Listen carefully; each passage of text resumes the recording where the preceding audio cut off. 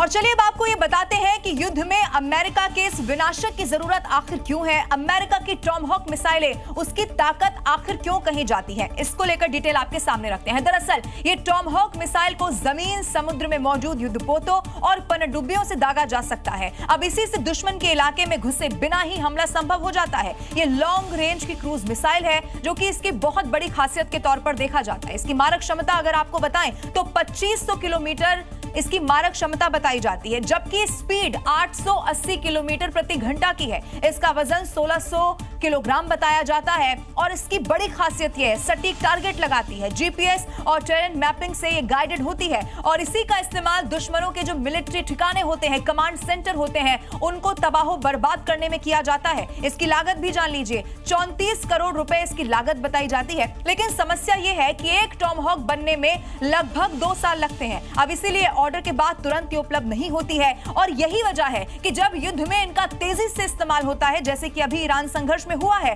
तो स्टॉक भी उतनी ही जल्दी से घट जाता है और उसे भरने में कई साल लग सकते हैं। ये एक बड़ी समस्या के तौर पर देखा जाता है। इधर ईरान की अगर बात की जाए तो ईरान ने गल्फ देशों पर हमले और ज्यादा इस युद्ध में तेज कर दिए हैं। कुवैत एयरपोर्ट पर ईरान ने 15 ड्रोन की मदद से एक बड़ा अटैक कर दिया है। दरअसल ईरान का मानना यह है कि अमेरिका लगातार कुवैत के एयरपोर्ट का इस्तेमाल कर उसी के खिलाफ सैन्य कार्रवाई में जुटा हुआ है।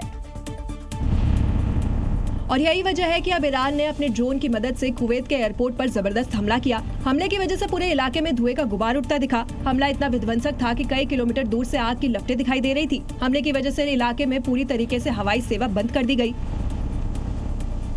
हमले के तुरंत बाद ही आग पर काबू पाने की कोशिश शुरू हो गई।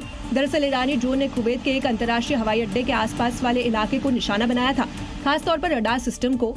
हमले में रडार सिस्टम पूरी तरीके से ध्वस्त कर दिया गया। दरअसल हमले का मकसद ही था एयरपोर्ट के रडार सिस्टम को नुकसान पहुंचाना, ताकि कुवैत की हवाई सुरक्षा और संचार प्रणाली को नष्ट किया जा सके, क्योंकि अमेरिका इनका इस्तेमाल ईरान पर सैन्य कार्रवाई के लिए कर रहा था। इस हमले से ये साफ है कि ईरान अब अमेरिका की मदद करने वाले किसी भी देश को नुकसान पहुँचाने से चूकेगा नहीं।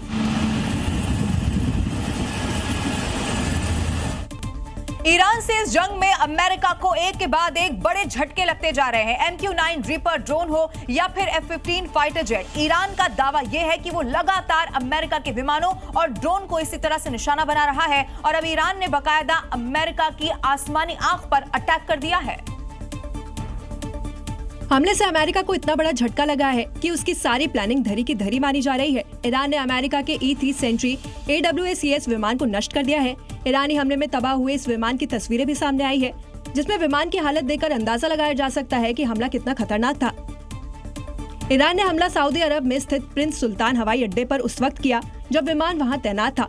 हमले में अमेरिकी विमान नष्ट हुए हैं। अमेरिकी विमान की पहचान टेल नंबर 810005 से की गई है। तस्वीरों में विमान 2 टुकड़ों में टूटा हुआ दिखाई दे रहा है। वॉल स्ट्रीट जर्नल की रिपोर्ट के मुताबिक 28 मार्च को हवाई अड्डे पर हुए ईरानी हमले में कम से कम 10 अमेरिकी सैनिक घायल हुए हैं और कई विमान क्षतिग्रस्त हो गए हैं। प्रिंस सुल्तान एयरबेस पश्चिम एशिया में अमेरिकी वायु अभियानों का एक प्रमुख केंद्र है। ये बेस खुफिया जानकारी जुटाने, हवाई ईंधन भराई और हमलों के जैसे कई महत्वपूर्ण मिशनों के लिए इस्तेमाल किया जाता है।